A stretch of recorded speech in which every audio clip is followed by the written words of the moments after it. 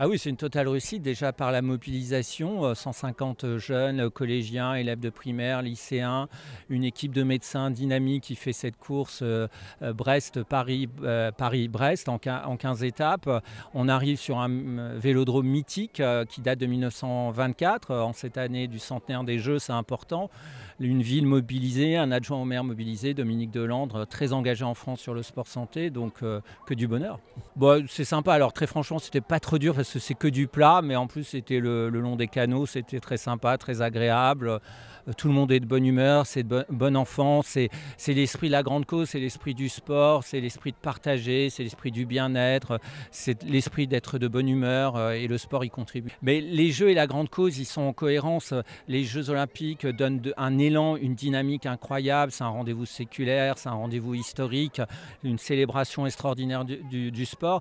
Et en parallèle, la grande cause, en cohérence plutôt, la grande cause étoffe l'héritage immatériel des Jeux pour valoriser cet héritage, sur la place du sport à l'école, sur le rôle sociétal du sport. Le sport, c'est important en matière d'insertion, d'intégration, de santé publique et bien sûr d'éducation.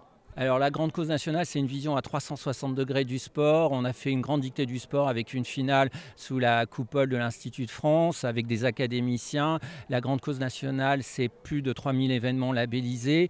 Et parmi eux, il y a des programmes d'événements, dont la Bonne Échappée, qui structurent le récit national de la grande cause, et pour s'adresser à tous les publics, et notamment les publics les plus éloignés de la pratique sportive.